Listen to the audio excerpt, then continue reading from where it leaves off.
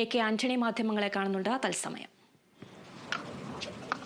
സമീപകാലത്ത് രാഷ്ട്രത്തിന് നേരിട്ട ഏറ്റവും വലിയ നഷ്ടമാണ്, ഒരു ദേശീയ നഷ്ടമാണ് മൻമോഹൻ സിംഗിന്റെ വേർപാട്.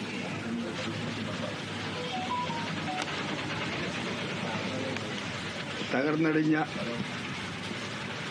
ഇന്ത്യൻ സമ്പദ്ഘടനയെ രക്ഷിക്കുന്നതിന് വേണ്ടി രക്ഷകനായി അന്നത്തെ പ്രധാനമന്ത്രി നരസിംഹറാവു കണ്ടെത്തിയത് രാഷ്ട്രീയക്കാരനല്ലാത്ത സാമ്പത്തിക വിദഗ്ധനായ ഡോക്ടർ മൻമോഹൻ സിംഗിനെയാണ് ധനകാര്യമന്ത്രിയായി കണ്ടെത്തിയത്. രാഷ്ട്രീയക്കാർ പലരും നെറ്റി ചുളിച്ചു. രാഷ്ട്രീയമറിയാത്ത, ഇന്ത്യ എന്നറിയാത്ത ഈ മനുഷ്യൻ എങ്ങനെ ഈ അഗാധമായ ഗർത്തത്തിൽ നിന്നും ഇന്ത്യയെ രക്ഷിക്കുമെന്ന്. പക്ഷേ മൻമോഹൻ സിംഗ് നരസിംഹറാവുവിന്റെ ഗവൺമെന്റിൽ പ്രവർത്തിച്ച ആ കാലഘട്ടത്തിൽ ഒരു മജീഷ്യനെ പോലെ അദ്ദേഹം ഇന്ത്യൻ സമ്പദ്ഘടനയെ ഉയർത്തെഴുന്നേൽപ്പിച്ചു. അതൊരു രാഷ്ട്രീയമില്ലാതിരുന്ന അദ്ദേഹം ധനകാര്യമന്ത്രിയായ അന്ന് തന്നെ ഇന്ത്യൻ നാഷണൽ കോൺഗ്രസിന്റെ അംഗത്വമെടുത്തു. അന്ന് മുതൽ മരണം വരെ കോൺഗ്രസിന്റെ അർപ്പണബോധമുള്ള, കൂറുള്ള, അച്ചടക്കമുള്ള ഒരു നേതാവായി പ്രവർത്തിക്കുകയും ചെയ്തു. ലൈസൻസ് രാജ്യം, കോട്ട രാജ്യം അദ്ദേഹം അവസാനിപ്പിച്ചു.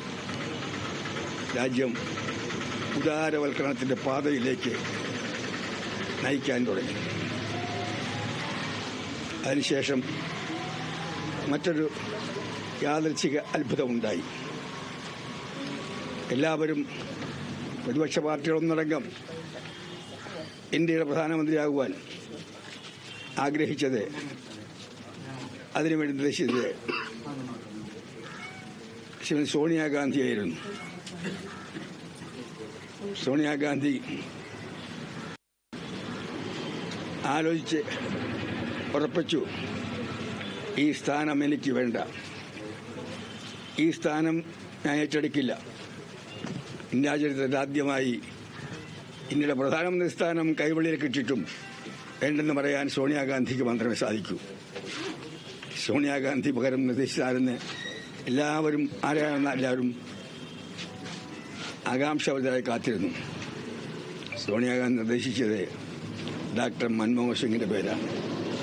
രണ്ടാമത്തെ നാടകീയത, രണ്ടാമത്തെ അത്ഭുതം. രാജ്യം തന്നെ പലരും തെറ്റിച്ചൊളിച്ചു. രാഷ്ട്രീയക്കാരനല്ലാത്ത ഈ പ്രധാനമന്ത്രി ഇന്ത്യയുടെ സങ്കീർണതകൾ, വൈവിധ്യം ഒന്നും അറിയാത്ത ഇദ്ദേഹം എങ്ങനെ ഈ രാജ്യത്തെ ഈ കുഴപ്പം പിടിച്ച കാലഘട്ടത്തിൽ മുന്നോട്ട് നയിക്കും? പക്ഷേ 10 വർഷത്തെ ഭരണം കൊണ്ട് അദ്ദേഹം ലോകം കണ്ടിട്ടുള്ള പരിണിതപ്പറ്റലായ ഭരണാധിപന്മാരിൽ ഒന്നാമത്തെ നിലയിൽ നിൽക്കേണ്ട ആളാണെന്ന് ബോധ്യപ്പെട്ടു. ലോക നേതാക്കന്മാർ പ്രതിസന്ധി ഉണ്ടാകുമ്പോൾ ഏറ്റവും കാതോർത്തത് ഡോക്ടർ മൻമോഹൻ സിംഗ് എന്തു പറയുന്നു? അവർ രാഷ്ട്രങ്ങളുടെ സാമ്പത്തിക പ്രതിസന്ധി ഉണ്ടാകുമ്പോൾ അവരെപ്പോഴും തൊടുന്നത് മൻമോഹൻ സിംഗിന്റെ അഭിപ്രായങ്ങളായിരുന്നു. പ്രധാനമന്ത്രിയായ അദ്ദേഹം അത്ഭുതകരമായ, ആരും ചിന്തിക്കാത്ത അതിശയകരമായ ഒരുപാട് പരിഷ്കാരങ്ങൾക്ക് നേതൃത്വം നൽകി. ഉദാരവൽക്കരണത്തിന്റെ പാതയിൽ കൂടെ മുന്നോട്ട് പോയാണ് ഇന്ത്യൻ സമ്പദ്ഘടന രക്ഷിച്ചത്. അതിന്റെ ഫലമായിട്ടാണ് ഇന്ന് ലക്ഷക്കണക്കിന് ഇന്ത്യക്കാർ, മലയാളികൾ ലോകത്തിലേക്ക് കണ്ണോടിക്കുകയാണ്. നാട് വിട്ട്, വീട് വിട്ടവരെല്ലാം ലോകത്തെ വിവിധ ഭാഗങ്ങളിൽ തൊഴിലന്വേഷിക്കുകയാണ്. അവർക്ക് സ്വാഗതം കിട്ടുന്നു. അതിന്റെ കാരണം മൻമോഹൻ സിംഗിന്റെ കാലത്ത് ഏർപ്പെടുത്തിയ പരിഷ്കാരങ്ങളാണ്. പക്ഷെ അദ്ദേഹം ഉദാരവൽക്കരണത്തിന് സമാന്തരമായി മറ്റൊരു നയം കൂടി സ്വീകരിച്ചു. ഈ രാജ്യത്തെ പട്ടിണി പാവങ്ങളുടെ, തൊഴിലില്ലാത്തവരുടെ, കിടപ്പാടമില്ലാത്തവരുടെ പ്രശ്നങ്ങൾക്ക് പരിഹാരമുണ്ടാക്കുക അത്യാവശ്യമാണ് അദ്ദേഹം നടത്തി. അദ്ദേഹത്തിന്റെ 10 വർഷത്തെ ഭരണകാലത്ത് നടപ്പാക്കിയ പരിഷ്കാരങ്ങളിൽ പാവങ്ങൾക്ക്, സാധാരണക്കാർക്ക്, ഇടത്തരക്കാർക്ക് അനുകൂല പരിഷ്കാരങ്ങളിൽ ഏറ്റവും വലിയ പരിഷ്കാരം സുരക്ഷാ നിയമമാണ്.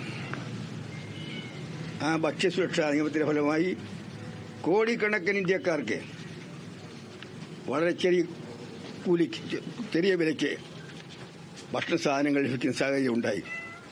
ആ ഭക്ഷണ സുരക്ഷാ ബില്ല് നിയമം ഇപ്പോൾ എവിടെയെന്ന് എനിക്കറിയില്ല. ഉണ്ട് ഇല്ല, ഉണ്ട് ഇല്ല എന്ന് പറയേണ്ടി വരും. മറ്റൊന്ന്, തൊഴിലില്ലാത്ത, വരുമാനമില്ലാത്ത കോടാനകോടി പാവങ്ങൾക്ക് വേണ്ടി മഹാത്മാഗാന്ധി തൊഴിലുറപ്പ് പദ്ധതി അദ്ദേഹത്തിന്റെ ഭരണകാലത്ത് ഏർപ്പെടുത്തി. മഹാത്മാഗാന്ധി തൊഴിലുറപ്പ് പദ്ധതി. മറ്റൊന്ന്, കൃഷിക്കാർ കടം കൊണ്ട് കടക്കണിയിലായിട്ട് ആത്മഹത്യ ചെയ്യുന്ന സാഹചര്യത്തിൽ 72,000 കോടി വരുന്ന കൃഷിക്കാരുടെ കടങ്ങൾ എഴുതിത്തള്ളാൻ അദ്ദേഹം ധീരമായ തീരുമാനമെടുത്തു. അദ്ദേഹത്തിന് മാത്രം സാധിക്കുന്ന തീരുമാനമാണ്. വിവരാവകാശ നിയമം വന്നു. ഇന്ന് ആ നിയമം ഉണ്ടോ ഇല്ലോ എന്ന് ആർക്കും പറയാൻ സ്ഥിതിയാണ്. അധികം ഞാൻ പറയുന്നില്ല. ആദിവാസികളുടെ ഭൂമി ഏറ്റെടുക്കണമെങ്കിൽ ഗ്രാമസഭകളുടെ അനുവാദം കൂടി വേണം എന്ന നിയമം പാസ്സാക്കിയത് മൻമോഹൻ സിംഗ് പറഞ്ഞ പ്രധാനമന്ത്രിയുടെ കീഴിലാണ്. അങ്ങനെ ഈ രാജ്യത്തിന്റെ സാമ്പത്തിക സാമൂഹിക രംഗത്തെ വിപ്ലവകരമായ മാറ്റങ്ങൾ വരുന്ന ഒരുപാട് നിയമങ്ങൾ അദ്ദേഹം നടപ്പാക്കി. ഈ രാജ്യത്തിന്റെ മുഖച്ഛായ മാറ്റാൻ അദ്ദേഹത്തിന് കഴിഞ്ഞു. അന്താരാഷ്ട്ര രംഗത്തെ മൻമോഹൻ സിംഗ് അധികാരനായി മാറി. ലോകരാഷ്ട്രങ്ങളെല്ലാം ഇന്ത്യയുമായിട്ടുള്ള ബന്ധം ഊട്ടിയുറപ്പിക്കാൻ ശ്രമിച്ചു. എനിക്ക് തന്നെ ബോധ്യമുണ്ട്, ലോകത്തിലെ എല്ലാ വൻകിട രാഷ്ട്രങ്ങളും ചെറിയ രാഷ്ട്രങ്ങളും ഇന്ത്യയുമായി പ്രതിരോധ കരാർ ഒപ്പിടാൻ മത്സരിക്കുകയായിരുന്നു. 50-ലേറെ രാഷ്ട്രങ്ങളുമായി ഇന്ന് ഇന്ത്യക്ക് പ്രതിരോധ കരാറുണ്ടായി. അതിന് മുഖ്യ കാരണക്കാരൻ ഡോക്ടർ മൻമോഹൻ സിംഗാണ്. അദ്ദേഹത്തിന്റെ ഭരണകാലത്ത് അതിർത്തർക്കം ഉണ്ടായിട്ടുണ്ട്. പക്ഷെ ക്ഷമയോടുകൂടി അദ്ദേഹം അത് കൈകാര്യം ചെയ്തു. ക്ഷമയോട് കൈകാര്യം ചെയ്യുന്നതിന്റെ ഫലമായി 1 ഇഞ്ച് ഭൂമി മുഴുവൻ നഷ്ടപ്പെടാതെ അദ്ദേഹത്തിന്റെ 10 വർഷത്തെ ഭരണകാലത്ത് ചൈനയുമായ തർക്കങ്ങളെല്ലാം നീണ്ട കൂടിയായതോടുകൂടി ക്ഷമയോടുകൂടി കൈകാര്യം ചെയ്ത് ആ പ്രശ്നങ്ങൾക്കെല്ലാം രമ്യമായി പരിഹാരം ഉണ്ടാക്കാൻ അദ്ദേഹത്തിന് സാധിച്ചു. അതിർത്തിയിലെ സുരക്ഷ വർദ്ധിപ്പിച്ചു. അതിർത്തിയിൽ നമ്മുടെ അടിസ്ഥാന സൗകര്യങ്ങൾ വർദ്ധിപ്പിച്ചു. സൈന്യത്തിന് ആവശ്യമായ ആയുധങ്ങൾ നൽകി. ചൈനീസ് അതിർത്തിയിൽ സ്ട്രൈക്ക് കോർ എന്ന് പറയുന്ന ഒരു പുതിയ കോറിനെ രൂപീകരിച്ചുകൊണ്ട് ബംഗാളിലെ പനാങ്ങിൽ അദ്ദേഹം ധീരമായ ഒരു പുതിയ തീരുമാനമെടുത്ത് മുന്നോട്ട് പോയി. അങ്ങനെ ഇന്ത്യ സാമ്പത്തികമായി സൈനികമായി ഇന്ന് ലോകത്തിലെ ഏറ്റവും പ്രധാനപ്പെട്ട 3-4 രാഷ്ട്രങ്ങളിലൊന്നാണ് സാമ്പത്തിക രംഗം ഇന്ത്യ. സൈനിക രംഗത്തും ഇന്ന് ലോകത്തെ 4-5 രാഷ്ട്രങ്ങളിലൊന്നാണ് ഇന്ത്യ. അതാണ് അദ്ദേഹത്തിന്റെ കാലത്തുണ്ടായ ഏറ്റവും വലിയ മാറ്റം. കേരളത്തോട് അദ്ദേഹം എന്നും ഉദാരമായ നിലപാടാണ് സ്വീകരിച്ചത്. കോൺഗ്രസ് ഭരിച്ചപ്പോഴും ഇടതുപക്ഷം ഭരിച്ചപ്പോഴും അദ്ദേഹം കേരളത്തോട് ഉദാരമായ നിലപാട് സ്വീകരിച്ചിട്ടുണ്ട്. കേരളത്തിൽ ചോദിച്ചതെല്ലാം കൊടുത്തില്ലെങ്കിലും പരമാവധി നൽകാൻ സാധിച്ചു. കേന്ദ്ര സംസ്ഥാന ബന്ധങ്ങളിൽ ഫെഡറലിസത്തിന്റെ ട്രൂ സ്പിരിറ്റ്, ശരിയായ അർത്ഥത്തിൽ ആ ബന്ധം നിലനിർത്താൻ അദ്ദേഹം ശ്രമിച്ചു. അദ്ദേഹത്തിന്റെ ഭരണകാലത്ത് വിഭജനത്തെക്കുറിച്ച് ഒരു സംസ്ഥാനവും പറഞ്ഞിട്ടില്ല. എല്ലാ സംസ്ഥാനങ്ങളും അദ്ദേഹം നീതി പ്രവർത്തിച്ചിട്ടുണ്ട്.